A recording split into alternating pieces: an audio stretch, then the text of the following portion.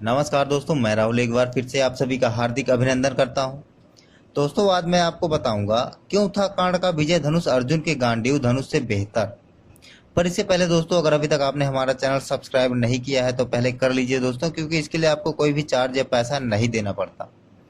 दोस्तों, आइए जानते हैं इस रोचक घटना के बारे में। दोस्तों, कर्ण महाभारत के युद्ध का सबसे बड़ा योद्धा था।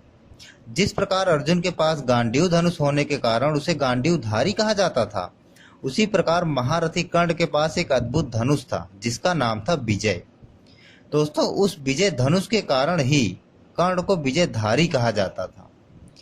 कर्ण अपनी इस विजयधारी धनुष के कारण पूरी दुनिया में अजेय माना जाता था, क्योंकि कर्ण के इसी विजयधारी धनुष के कारण ही एक बार भगवान श्री कृष्ण ने अर्जुन से कहा था कि जब तक कर्ण के हाथ में उसका विजय धनुष हो, तीनों लोकों के योद्धा एक साथ मिलकर भी कर्ण को नहीं हरा सकते हैं। और उसमें बहुत सारी ऐसी खूबियां थी जो अर्जुन के गांडीव धनुष में नहीं थी। दोस्तों, कर्ण का विजय धनुष मंत्रों से इस प्रकार अभिमंत्रित था कि जिस भी योद्धा के हाथ में वह होता, उस योद्धा के चारों तरफ एक अभेद घेरा बना देता था, जिसे भगवान शिव का पशुपति अस्त्र भी नहीं भेद सकता था।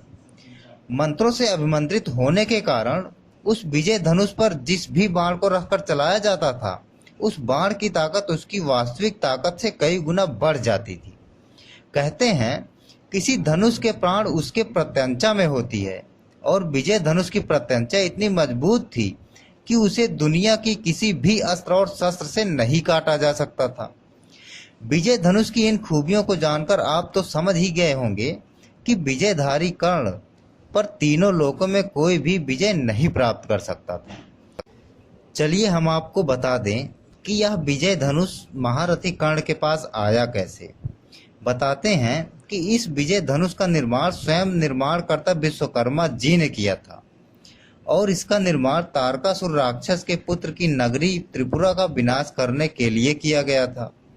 दोस्तों, इसी विजय धनुष पर अपना पशुपति बाण चलाकर भगवान शिव ने राक्षसों सहित उस त्रिपुरा नगरी का विनाश कर दिया था, और उस राक्षस नगरी के विनाश के बाद भगवान शिव ने इस विजय धनुष को देवराज इंद्र को दे दिया था, और देवराज इंद्र ने इस अद्भुत और शक्तिशाली धनुष से कई बार युद्ध में असुरों और राक्षसों का विनाश किया था। दोस्तों, कहते हैं उस समय असुर देवराज इंद्र से इतना नहीं डरते थे जितना उनके विजय धनुष से डरते थे। उसके बहुत समय बाद जब क्षत्रियों के भगवान परशुराम के पिता जमदाग्नि की हत्या कर दी गई, तो भगवान परशुराम ने पूरी क्षत्रिय को पृथ्वी से विहीन करने की सौगंध ले ली थी।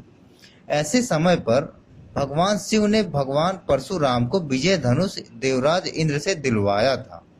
तब उसी शक्तिशाली विजय धनुष के कारण ही भगवान परशुराम ने बिना किसी की मदद से अकेले ही 21 बार पृथ्वी को क्षत्रियों से विहीन किया था। दोस्तों, यह तो आपको मालूम ही होगा कि कर्ण भगवान परशुराम का शिष्य था, और भगवान परशुराम कर्ण जैसा शिष्य को धनुर्विद्या की शिक्षा देकर बड़े प्रसन्न हुए थे। आप सभी यह भी जानते हैं कि कर्ण झूठ का सहारा लेकर भगवान परशुराम का शिष्य बना था, और उसी कारण भगवान परशुराम ने उसे युद्ध के समय धनुर्विद्या भूल जाने का श्राप दे दिया था। दोस्तों, भगवान परशुराम को लगा कि उसने अपने सबसे प्रिय शिष्य कर्ण को कुछ ज्यादा ही कठोर श्राप दे दिया है, और उन्होंने कर्ण पर दया दिखाते हुए उसी समय कर्ण को अपना विजय धनुष दे दिया। दोस्तों, कर्ण विजय धनुष पाने के बाद कभी भी इसका इस्तेमाल नहीं किया करता था, क्योंकि कर्ण उसी दिन उस विजय धनुष का इस्तेमाल करना चाहता था जिस दिन रणभूमि में उसका युद्ध अर्जुन के साथ हो और अर्जुन को मार सके। महाभारत के 17वें दिन जब कर्ण कौरवों की सेना का सेनापति बना था, तब उसने अर्जुन से युद्ध करने के लिए पहली बार अपना विजय धनुष हाथ में उठाया था।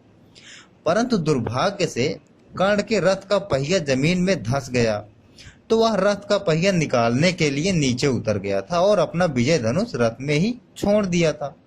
दोस्तों, भगवान श्री कृष्ण इस बात को जानते थे कि यदि दोबारा कर्ण ने अपना विजय धनुष अपने हाथ में उठा लिया तो अर्जुन को बचा पाना उनके लिए भी मुश्किल हो जाएगा।